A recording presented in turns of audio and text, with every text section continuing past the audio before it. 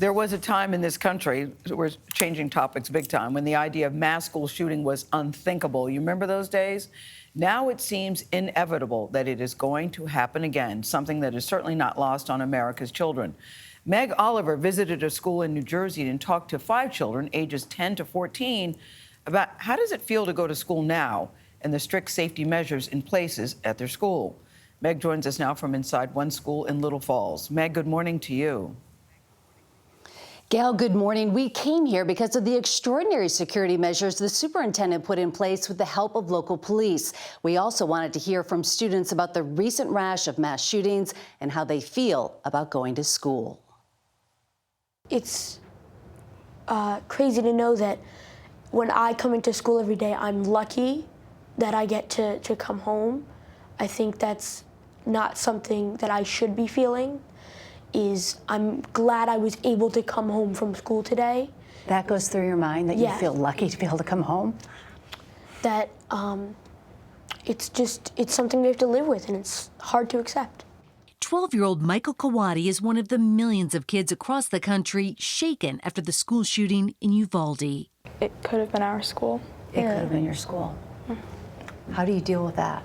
It's a lot to take in, definitely, and I think hearing about what happened, it almost feels surreal. I think school's a place to learn and not a place to die, and I'm praying for all of the families. I can't even imagine what it's like. There's no words for it. It's like those kids could have been superstars, like they could have changed the world, and then they're just gone. Can't bring them back. Like, that's hard, and some of them had passions. No child or anybody going to school should have to live in a fear of something happening to them and they're not going to return home. Raise your hand if you feel safe coming to school. All of you. Why is that, Adrian? Because police officers walk around the school, and we do drills, and we're prepared. At school number 1 in Little Falls, New Jersey, police officers are on patrol daily. Police presence is a big deal, especially during these times, so we want to make sure that everyone is okay. 3 years ago, Superintendent Tracy Marinelli partnered with the police chief to ramp up security. Every single district, every administrator needs to prepare their building as if their own children or grandchildren go there. It's sinking in, isn't it? How do you get through the day, knowing you have 900 students to protect? Some days are harder than others, but I'm so secure in what we have here. I'm fearful for people that don't go to school here. Every school has a police substation inside. 5 officers are assigned to walk through the district's 3 schools multiple times a day. Do you feel politicians are doing enough to protect our schools? I feel that the things that we're putting into place are not political. They're things that if you have a proactive administration, a board of education that is supportive and you're fiscally responsible, you could get those things done.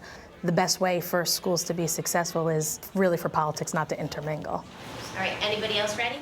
5th grade science teacher Monica Heaney says being proactive by having security measures in place isn't taking a political stance. Having those certain things in place don't seem to be so big and political. I don't really understand why it can't start there. One of the students that we talked to said he feels lucky if he makes it home after school at night.